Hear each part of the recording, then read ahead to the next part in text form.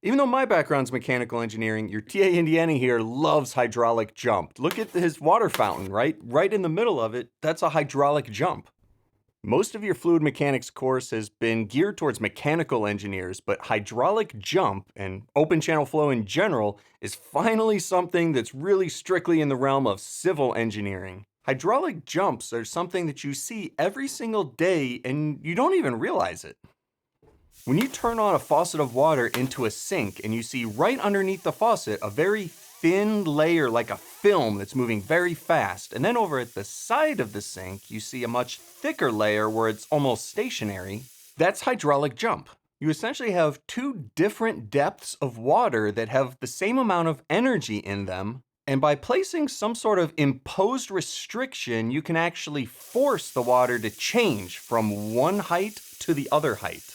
And that's what's happening in this example problem that I'm setting up. You've got a thin, fast, supercritical layer of water at the entrance, and in order to force hydraulic jump, a sill has been added. That's this sort of vertical block. That in order for the water to get over the sill, it has to jump to this deeper depth. And all we've recorded is the intro, and your TA Indiana has already said he's ready for a break. But he's got to be a little bit patient. We'll go help him run on his wheel in just a little bit. So good news for Indy is that hydraulic jump problems aren't super long. If I open up the FE reference manual and just do a search for hydraulic jump, it'll take you to the civil engineering section and you'll see there's a hydraulic jump equation. And that relates the height before the jump, y1, to the height after the jump, y2. And all you need to know to solve this is the Froude number, which you may recognize from back when you learned dimensional analysis and similitude, like model studies, model versus prototype problems. So now I start down the rabbit hole. All I need to finish this problem is the Froude number, and this is the Froude number at the upstream location, right? The shallow location. But in order to find the Froude number, now I'm gonna need to know both velocity and also this hydraulic depth.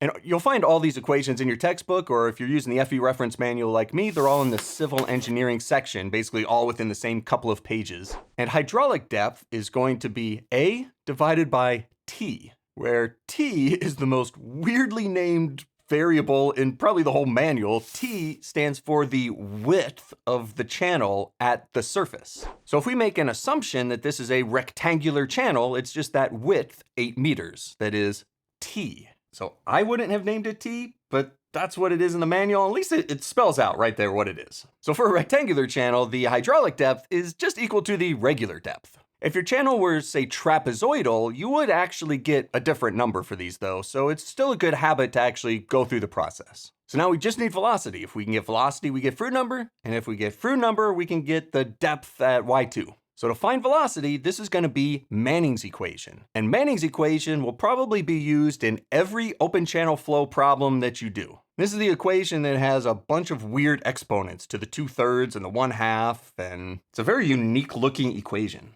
And Manning's equation is usually written in terms of Q, that's the volumetric flow rate. Usually you care about flow rate through channels, but velocity is also important, and there's a quick little substitute since area is on the right-hand side of the equation. You can just divide it over to the left-hand side, and that gives you the equation in terms of velocity.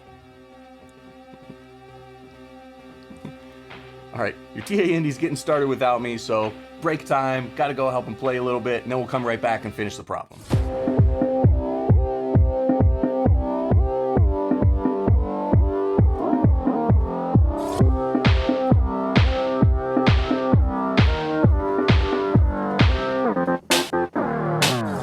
See if he sticks around this time. Indy's more of a big picture kind of kitty. He's not so much into all the equations and calculator work, so he might get bored and leave us in another minute, but we'll see if we can finish in time. So now that we've got the velocity version of Manning's equation,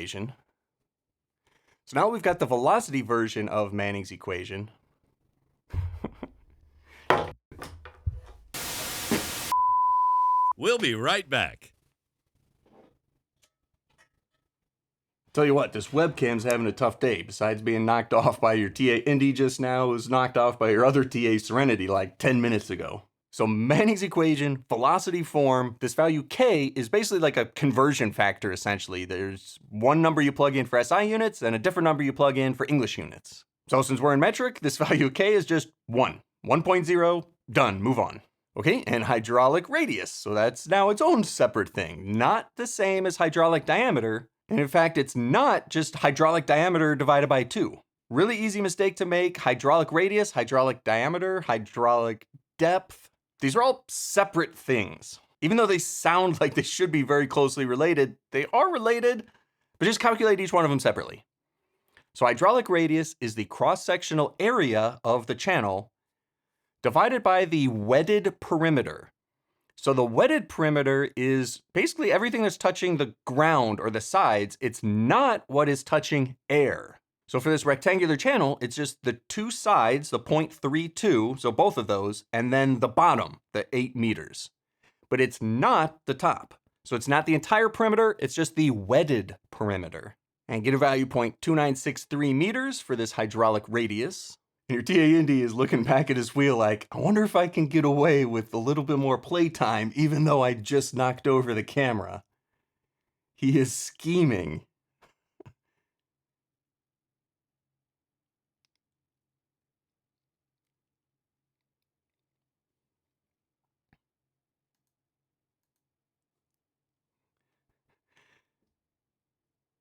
Yep, he's gonna go for it.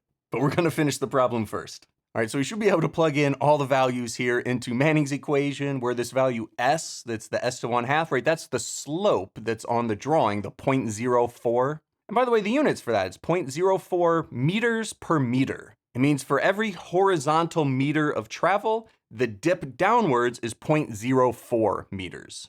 Sometimes this will be referred to as a 4% slope. You may see this, say, whenever driving through the mountains, like 6% incline or 12% slope. So plug in numbers and solve for my velocity. I get 7.4 meters per second. And again, this is on the upstream faster side of where it's shallower. Plug that into the Froude number where I combine it with gravity, and I'm sure to use 9.81, not 32.2, because 32.2 is for English units. We're in metric units. And I get a Froude number of 4.18. And that's good. This is how we can actually check the answer. We expect an answer greater than 1. A Froude number of 1 is exactly critical flow. Greater than 1 is supercritical flow. And since our flow is shallow and fast, that is supercritical open channel flow. So we expect a Froude number greater than 1. If we had gotten an answer less than 1, that would be subcritical flow, which is similar to the flow on the right side of this problem at the deeper, slower depth. And so since we were going for the upstream flow, that would have indicated we may get a math error somewhere. So plug the Froude number back in defined depth, and we get a depth about 1.7 meters for the depth Y2. And that's not the change in depth. That's not the height of the hydraulic jump. It's the actual depth of the channel after the jump. So we need to do one last step. We're going to subtract final height minus the initial height, and we get the height of the hydraulic jump, 1.42 meters. Box that up, final answer, zoom out a little bit to take a look at the whole problem again. At the beginning of the problem, I wrote a section for assumptions and just kind of left it blank, figuring that if I made any assumptions along the way, I would write those in here. And we weren't explicitly told that the channel was rectangular in the problem statement. The picture kind of looks that way, but I would probably write that in here as an assumption. Assume that the channel is rectangular. And if you're not really sure what else to put, it's usually safe to put steady, incompressible flow. That's basically every single problem that you'll have in your fluid mechanics class, except when you're dealing with like Mach numbers for jets traveling at supersonic speeds. Almost every other problem the whole semester